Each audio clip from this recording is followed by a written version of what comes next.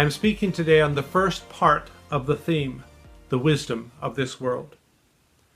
This world glorifies man and glorifies the mind of man as if we were the greatest reality in the universe. And this world even considers those who believe in God to be foolish. But in fact, it is we who are foolish, and it is God who is infinitely wiser than we are. I love the words of Paul in 1 Corinthians 1, verses 18 through 25. For the message of the cross is foolishness to those who are perishing, but to us who are being saved, it is the power of God. For it is written, I will destroy the wisdom of the wise and bring to nothing the understanding of the prudent. Where is the wise? Where is the scribe? Where is the disputer of this age? Has not God made foolish the wisdom of this world?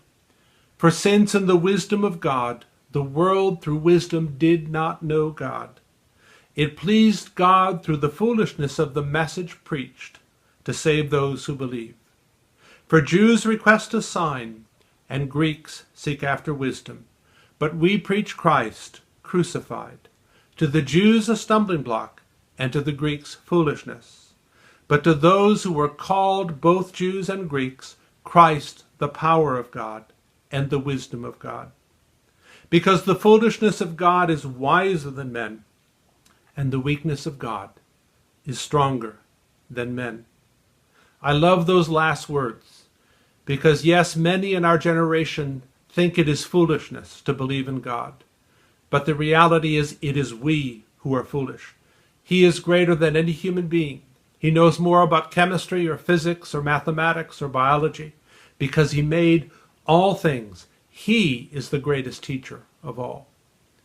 3 of our 4 sons are in university right now, and I tell them, listen to your professors. Learn everything you can, but never forget that God is wiser than those professors. And never forget that his word is eternal. The theories and ideas of men will change and will pass away, but the word of our God abides forever.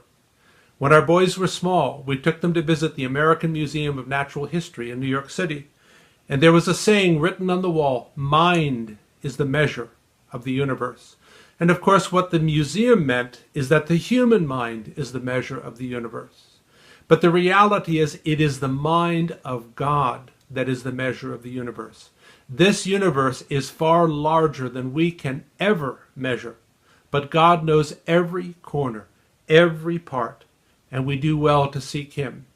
I remember as a 12-year-old boy standing in a field on the North Shore of Massachusetts with no ground lights, looking up at the stars in the Milky Way and wondering at the beauty and the awesomeness of what I saw. That was one of my first experiences of realizing there is a God in heaven. One of my favorite verses is from Isaiah 55, verses 8 and 9. For my thoughts are not your thoughts, nor are my ways your ways, says the Lord. For as the heavens are higher than the earth, so are my ways higher than your ways, and my thoughts than your thoughts.